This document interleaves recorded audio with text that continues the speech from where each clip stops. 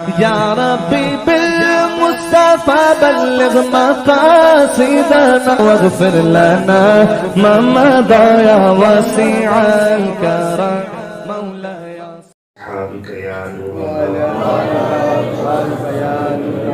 نويت سنة الاعتكاف فرمان مصطفیٰ صلی اللہ تعالی علیہ وآلہ وسلم کہ جو بندہ میری ذات پر روزانہ 100 مرتبہ درود پاک پڑھتا ہے کل قیامت والے دن اس کا حشر شہیدوں کے ساتھ ہوگا صلو علی الحبیب صلی اللہ تعالی علی محمد صلی اللہ تعالی علیہ وآلہ وسلم. ہم نماز کے واجبات کو سماعت کر رہے تھے تو ہم نے 18 واجبات کو سماعت کر لیا. آج ہم انشاءاللہ اگلے 6 واجبات کو سماعت کریں گے. ہمارے مسجد کے ایک نمازی ہیں وہ ماشاءاللہ سنجیدہ نمازی واقعی ہی سنجیدہ نمازی تو انہوں نے یہ فرمایا کہ ایسا ہو کہ روزانہ ایک حدیث پاک ہم نماز کی فضیلت کی سماعت کر لیں. تو میں نے کہا ٹھیک ہے یہ بھی اچھی بات ہے کہ نماز کی رغبت ہماری انشاءاللہ بڑھے گی تو انشاءاللہ کوشش کی جائے گی کہ درود پاک کی فضیلت کے فوراً بعد ایک حدیث پاک نماز کی فضیلت یا نہ پڑھنے کی وعید کے حوالے سے انشاءاللہ بیان کی جائے گی. تو آقا علیہ السلام کا یہ فرمان سماعت فرمائے. آقا علیہ السلام نے ارشاد فرمایا اور یہ حدیث قدسی ہے. حدیث قدسی کہتے ہیں جو فرمان رب کا ہو زبان مصطفیٰ کی ہو. آقا علیہ السلام نے ارشاد فرمایا رب تعالیٰ کا یہ فرمان کہ اگر بندہ وقت میں نماز قائم کرے یعنی جو نماز کا وقت ہے اس وقت میں نماز کو ادا کرے تو اللہ رب العزت فرماتا ہے وہ میرا بندہ میرے ذمہ کرم پہ ہے. میرا بندہ کتنے پیارے حدیث کے الفاظ ہے. رب فرما رہا ہے میرا بندہ میرے ذمہ کرم پہ ہے اور نہ اسے عذاب دوں گا اور بے حساب جنت میں داخل کروں گا. یہ حدیث پاک کتنی پیاری ہے نماز وقت پر پڑھنے کی فضیلت کے حوالے سے کہ خالق کائنات فرماتا ہے کہ وہ بندہ میرے ذمہ کرم پہ ہے اسے عذاب بھی نہیں دوں گا اور اسے بے حساب جنت میں داخل بھی فرماؤں گا. تو نماز پڑھنے کی بہت زیادہ فضیلتیں اور برکتیں ہیں. اس کو صرف رمضان میں نہیں بلکہ ہمیشہ اپنا اس کو شعار زندگی بنانے کہ کبھی بھی نماز کو ہم نے ترک نہیں کرنا. آئیے ہم 18 واجبات کو سماعت ہم نے کیا تھا. کل والے جو واجبات تھے وہ میں دہرا دیتا ہوں. 13واں واجب تھا قاعدہ اولا یعنی پہلی التحیات اور 14واں تھا ہر قاعدہ میں تشہد مکمل پڑھنا اس کا ہر حرف پڑھنا یہ واجب تھا. قاعدہ اولا میں تشہد سے آگے نہ پڑھنا. 16واں تھا اللہم صلی علی محمد تک پڑھا تو واجب ترک ہو جائے گا سجدہ سہو لازم ہو جائے گا اگر غلطی سے پڑھا تو. 17واں واجب تھا پہلی رکعت میں قاعدہ نہ کرنا. 18واں واجب تھا تیسری رکعت میں قاعدہ نہ کرنا سوائے مغرب کے فرض اور وتروں کے. تو اس میں جو مسئلہ آخر میں نے بیان کیا تھا وہ بعد میں بھی پوچھا گیا. میں ایک مرتبہ پھر دہرا دیتا ہوں کہ اگر بندہ امام کے ساتھ قاعدہ اخیرہ میں شامل ہوا تو اب وہ اگرچہ امام نے سلام دونوں طرف پھیر دیا نمازی نماز سے فارغ ہو چکے لیکن اگر آپ قاعدہ میں اس کے ساتھ ملے ہیں تو وہ قاعدہ آپ نے عبدہ و رسول تک تشہد مکمل پڑھنا ہے. اگر تشہد مکمل نہیں پڑھیں گے کھڑے ہو جائیں گے تو آپ نے یہ جان بوجھ کے اس واجب کو ترک کر دیا اور آپ کی نماز مکروہ تحریمی ہو جائے گی. واجب الاعادہ ہوگی دوبارہ پڑھنا ضروری ہوگی.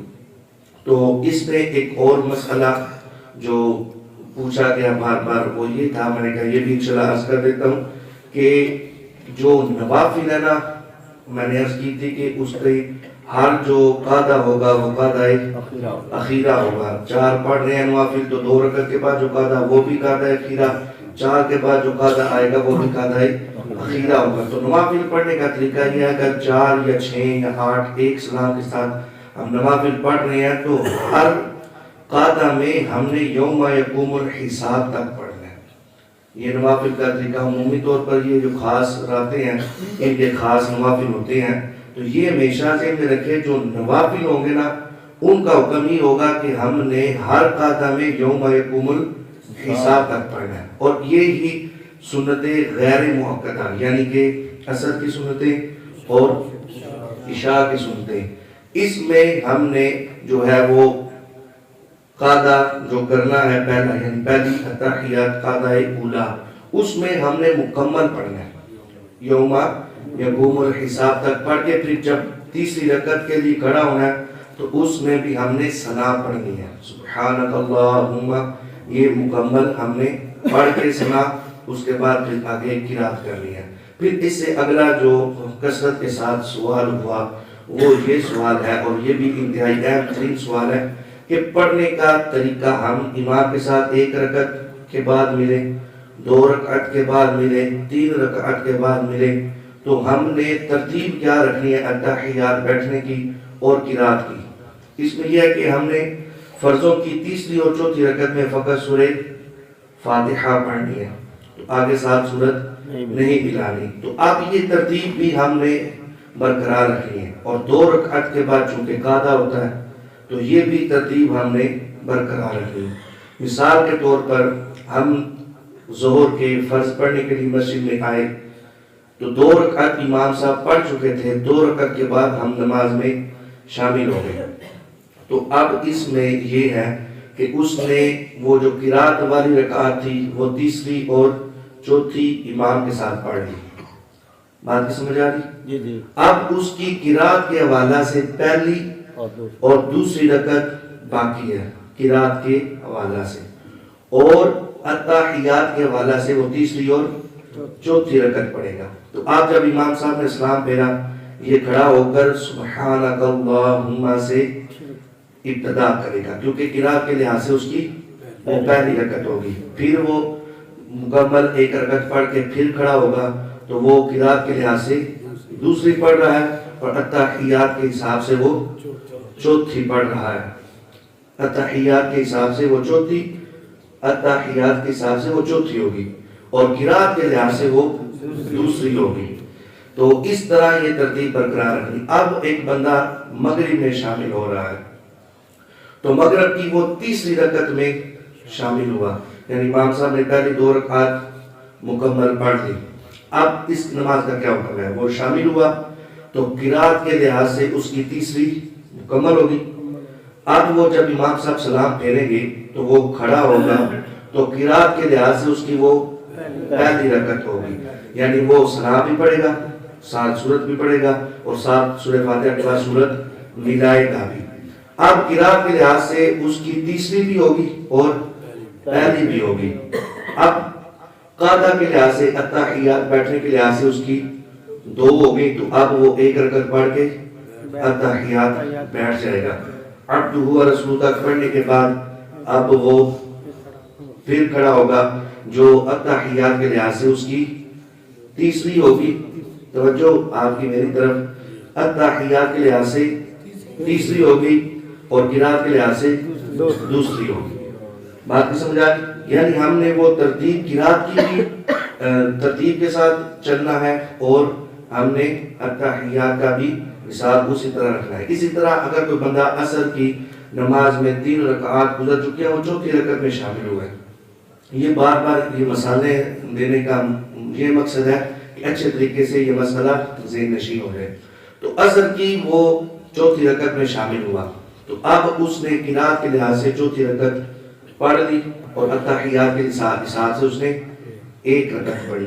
اب امام صاحب سلام پھیریں گے، وہ کھڑا ہوگا تو وہ قرات کے لحاظ سے اس کی پہلی ہوگی، اور اتحیات کے لحاظ سے اس کی دوسری ہوگی، یعنی وہ اس میں سلام بھی پڑھے گا، سورت بھی پڑھے گا فاتحہ، اور ساتھ سورت بھی ملائے گا۔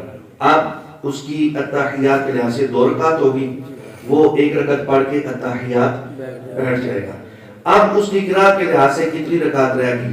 دوسری رکعت رہ گئی اور تیسری رکعت رہ گئی۔ پھر وہ اتحیات کے بعد کھڑا ہوگا تو وہ جو اس کی اتحیات کے لحاظ سے تیسری تھی اور قرات کے لحاظ سے دوسری تھی، وہ الحمدللہ شریف پڑھے گا، 7 سورت ملائے گا۔ پھر اس کے بعد وہ 1 رکعت اپنی مکمل کر کے پھر جب کھڑا ہوگا وہ اتحیات کے لحاظ سے چوتھی ہوگی اور قرات کے لحاظ سے تیسری ہوگی، یعنی وہ فقط سورہ فاتحہ پڑھے گا۔ تو یہ ہم نے ترتیب اتحیات کی بھی برقرار رکھنی ہے اور قرات کی بھی برقرار رکھنی ہے۔ تو یہ ایک مسئلہ تھا، وہ بھی میں نے عرض کر دیا۔ تو 19واں جو ہے وہ واجب سماعت کرتے ہیں کہ جہری نماز میں جہر کے ساتھ قرات کرنا۔ یہ دو جو واجبات میں بیان کرنے لگا ہوں، ان کا تعلق امام کے ساتھ ہے، یعنی امام جو قرات اونچی آواز سے کرے گا، اس نماز میں اونچی آواز سے امام کا قرات کرنا واجب ہے، اور جس نماز میں امام نے آہستہ آواز سے قرات کرنی ہے تو آہستہ آواز سے قرات کرنا اس پر واجب ہے، یعنی زور اثر ہے، اس میں آہستہ قرات کرنا اس پر واجب ہے۔ مگر عشاء فجر ہے تو اونچی آواز سے اس کا قرات کرنا یہ کیا ہے؟ واجب ہے۔ تو یہ دو واجب ہو گئے۔ پھر آگے 20 تک ہو گئے۔ 21واں واجب، یہ دو واجب ہے، ان کا تعلق عیدین کے ساتھ ہے۔ تو عید میں 6 جو زائد تکبیریں ہوتی ہیں، یہ 6 کی 6 زائد تکبیریں واجب ہیں۔ اگر ایک بھی تکبیر رہ گئی تو اس کا واجب ترک ہو جائے گا، تو آخر میں سجدہ سہو کیا جائے گا۔ پھر 22واں واجب ہے عید کی دوسری رکعت میں رکوع کی تکبیر۔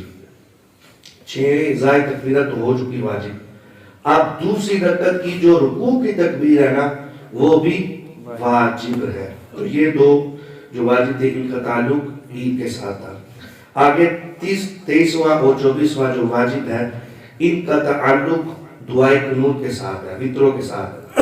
تو تکبیر قنوت یعنی دعائے قنوت پڑھنے کے لیے جو ہمیں اللہ اکبر کہنا ہے، یہ تکبیر بھی واجب ہے، اور دعائے قنوت پڑھنا یہ بھی واجب ہے۔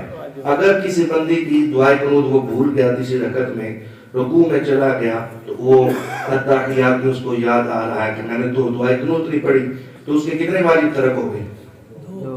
دو واجب۔ ایک تکبیر قنوت بھی اس کا واجب جاتا رہا اور دوسرا دعائے قنوت بھی، تو دو اس کے واجب ترک ہو گئے۔ تو یہ دو جو واجب تھے ان کا تعلق دعائے قنوت کے ساتھ اور وطروں کے ساتھ ہے۔ دو امام کے ساتھ تعلق اونچی آواز والی نماز میں اونچی آواز سے قرات کرنا، آہستہ آواز والی قرات میں آہستہ قرات کرنا، اور دو عید کے ساتھ تعلق تھا، عید کے 6 زائد تکبیرات اور رکوع کی تکبیر، اور دو پہ جو تعلق ہے وہ وطروں کے ساتھ ہے، دعائے قنوت کا پڑھنا اور تکبیر قنوت کا پڑھنا۔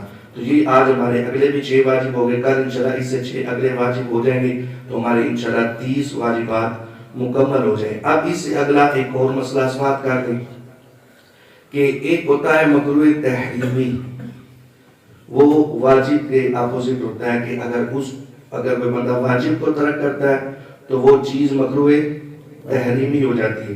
تو مکروہ تحریمی عمل یہ گناہ ہے، اگر کوئی بندہ عمل وہ کرتا ہے جو مکروہ تحریمی ہے تو وہ کیا ہے؟ گناہ۔ ایک ہوتا ہے مکروہ تنزیہی، ایک ہوتا ہے مکروہ تنزیہی، اس کا کیا حکم ہے؟ اس کا حکم یہ ہے کہ مکروہ تنزیہی شرعی طور پر ناپسندیدہ عمل ہے، لیکن اس کا کرنے والا گناہگار نہیں ہوتا۔ تو اگر کسی عبادت میں یا کسی فعل میں وہ پایا جائے تو وہ فعل اس کا قبول ہے، لیکن شرعی طور پر وہ ناپسندیدہ عمل ہے، یعنی کہ شرعاً اس کا حکم یہ تھا کہ وہ کیا جائے، اگر نہیں کرتا تو گناہگار نہیں ہوگا۔ جیسے مستحب ایک عمل ہے، وہ اگر کرتا ہے تو ثواب کا بندہ حقدار ہے، اور اگر نہیں کرتا تو گناہگار نہیں ہوگا۔ تو ایک مکروہ تحریمی ہوتا ہے جس کا ترک گناہ ہے، اور ایک ہوتا ہے مکروہ تنزیہی جو شرعی طور پر ناپسندیدہ عمل ہے لیکن اس کا ترک گناہ نہیں ہے۔ تو ایک مسئلہ یہ تھا، میں نے اس لیے اس کی وضاحت کی کہ نماز کے دوران جو ہے ٹخنوں کا ننگا ہونا یہ مرد کا حکم ہے، جو پنجابی میں ہم جسے گھٹے کہتے ہیں۔ تو یہ جو ہے وہ ٹخنے ان کا ڈھکا ہوا نہ ہونا یعنی ظاہر ہونا، اس کا ترک کیا ہے؟ مکروہ تنزیہی۔ کیا حکم ہے اس کا؟ مکروہ تنزیہی، یعنی شرعی طور پر حکم یہ تھا کہ اس کو ڈھکا نہ جائے، مرد کے جو ٹخنے ہیں وہ نظر ہے۔ ہاں اگر تکبر کے طور پر اس نے اپنے جو ہے وہ شلوار کو اتنا لمبا کیا ہوا ہے تو وہ علیحدہ حکم ہے کہ یہ حرام ہے تکبر کی وجہ سے۔ اگر تکبر کی وجہ سے نہیں، ویسے نماز میں ہے، تو یہ اس کا حکم کیا ہے؟ مکروہ تنزیہی۔ شرعی طور پر یہ تھا کہ اس کے وہ ٹخنے جو ہے وہ ظاہر ہوں، ڈھکے ہوئے نہ ہوں. تو یہ اس کا حکم مکروہ تنزیہی ہے. اللہ رب العزت ہمیں شرعی احکامات سیکھ کر اس پر عمل کرنے کی توفیق عطا فرمائے. یا ربی بالمصطفى بلغ مقاصدنا واغفر لنا ما مضى يا واسع الكرم مولاي